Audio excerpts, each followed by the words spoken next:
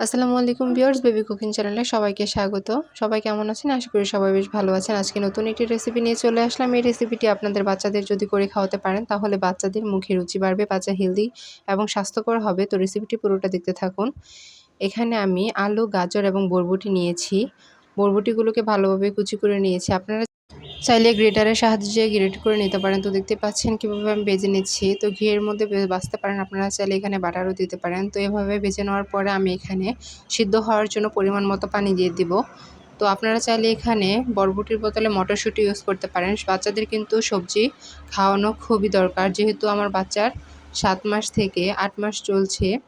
তো আপনাদের বাচ্চা যদি 7 মাস চলে তাহলে কিন্তু আপনারা এই রেসিপিটি করে খাওয়াতে পারেন। তো এরপরে আমি স্বাদ মতো একটু লবণ দিয়ে দিলাম, কিন্তু বাচ্চাদের কিন্তু 1 বছরের নিচে লবণ দেওয়া উচিত না। তো আমার যেহেতু লবণ ছাড়া একদমই পছন্দ না, আমার বাচ্চারা লবণ ছাড়া খেতে চায় না, তার জন্য আমি সামান্য পরিমাণে একটু লবণ দিয়ে সিদ্ধ করে নেব। এরপর ঢাকনা দিয়ে ঢেকে কিছুক্ষণের জন্য সিদ্ধ করে নিয়েছিলাম। তো এই তো দেখতে পাচ্ছেন সিদ্ধ হয়ে গেছে। এখানে আমি একটা ডালঘুটনির মাধ্যমে ভালোভাবে ম্যাশ করে নিচ্ছি।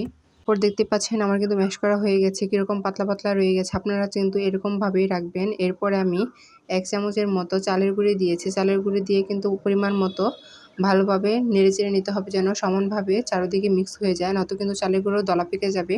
এরপর চামচ দিয়ে ভালোভাবে নেড়েচেড়ে দিলাম।